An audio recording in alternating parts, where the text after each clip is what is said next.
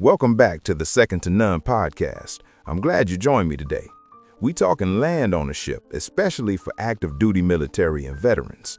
What history teaches us is that freedom without land produces vulnerability, and vulnerability invites exploitation. Land-based initiatives interrupt that cycle by anchoring people in place. They do not solve every problem, but they change the environment in which problems arise. That is why they succeed where short-term programs cannot. They do not chase outcomes, they change conditions. As we move forward, it is important to understand that land-based solutions are not about going backward. They are about applying lessons learned from repeated failures. When the same problems appear generation after generation, the answer is rarely more temporary relief. The answer is almost always structural stability. Land provides that stability.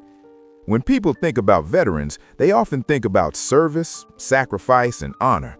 What is discussed less often is what happens after service ends. Transitioning from military life back into civilian society is not simply a change of employment. It is a complete restructuring of identity, routine, and support systems. History shows that when this transition is not supported with stability, veterans are more likely to face housing insecurity, economic stress, and social isolation. This is not a new issue. After the Civil War, thousands of Black Union veterans returned home to states that were openly hostile to their service. Many had not been paid properly. Many were disabled. Many were targeted under discriminatory laws despite having fought for the Union. The Freedmen's Bureau attempted to assist these veterans by advocating for back pay, providing legal protection, and helping some families access land. These efforts were limited and short-lived, but they reveal an important truth. The federal government once recognized that veterans needed more than praise. They needed stability. Land plays a unique role in veteran reintegration because it provides grounding. Military service is structured, communal, and mission-driven. Civilian life can feel fragmented by comparison.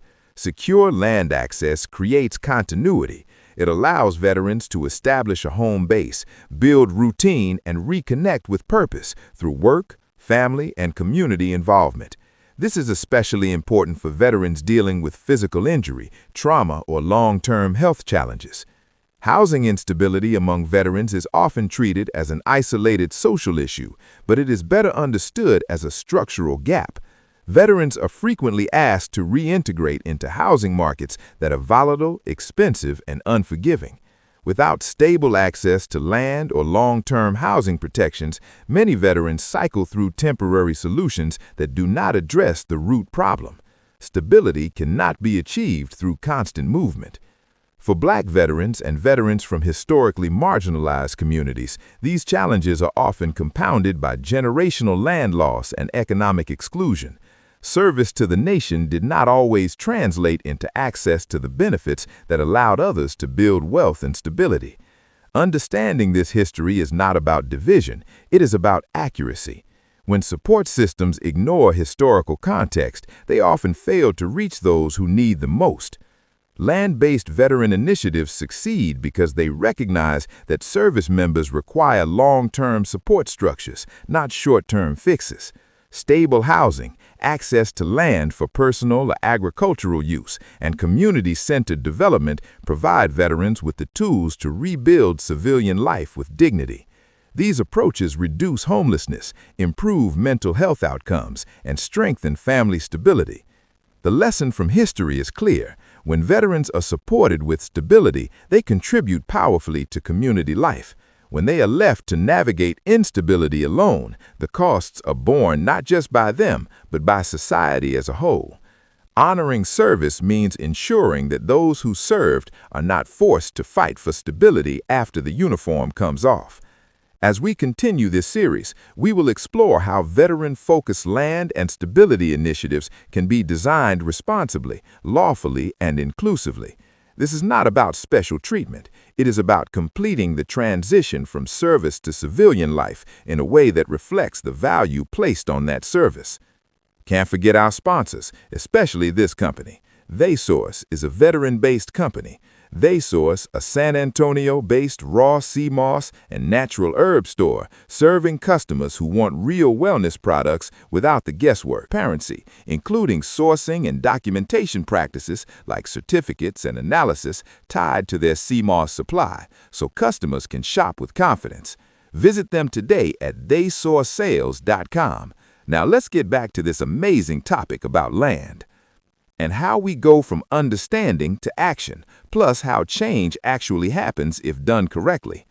Up to this point in the series, we have focused on understanding. We've examined history, identified patterns, and connected past decisions to present conditions. In this episode, we are going to talk about something just as important: how change actually happens. Not in slogans, not in moments of outrage, but through deliberate, structured steps that move ideas into reality. One of the biggest misunderstandings people have about policy change is the belief that awareness alone produces results. Awareness is necessary, but it is not sufficient. History shows that change happens when understanding is paired with organization, clarity, and persistence. That is why education must come first. Without a shared understanding of the problem and its origins, solutions appear random or unjustified. With understanding, solutions begin to feel logical and overdue. Change also requires patience with process. Large systems do not move quickly, especially when they involve land, law, and public resources. The Freedmen's Bureau itself was a product of process. It did not emerge overnight. It emerged because the nation reached a point where existing systems could no longer sustain the reality on the ground. Today, we are in a similar moment. Housing instability, displacement, veteran homelessness, and land loss are no longer isolated problems. They are widespread and visible. That visibility creates opportunity, but only if it is guided correctly. Another important truth is that successful change rarely begins at the highest level. It starts locally. Cities, counties, and states often serve as testing grounds for ideas that later become national policy. This is not a weakness of the system. It is one of its strengths. Local pilots allow communities to demonstrate what works, collect data, and refine approaches before scaling. When people ask how policy moves from conversation to law, the answer is usually through demonstrated success, not abstract argument. Education plays a key role in this stage. When communities understand why certain solutions are being proposed, they are more likely to support them and less likely to resist them. This is especially true when solutions involve land, which carries emotional and historical weight. Clear education prevents misinformation from filling the gap. It allows people to see continuity rather than disruption. It is also important to understand that policy change is not a single event. It is a sequence. Resolutions lead to studies. Studies lead to pilots. Pilots lead to legislation. Legislation leads to implementation. At each stage, there are opportunities to adjust, refine, and improve. The goal is not perfection at the first step. The goal is movement in the right direction, supported by evidence and community engagement. For individuals listening to this series, action does not always mean lobbying or running for office. Action can mean learning, sharing accurate information, supporting local initiatives, and participating in community discussions. Collective understanding creates political space. When lawmakers sense that an issue is understood and supported by their constituents, they are more willing to engage it seriously.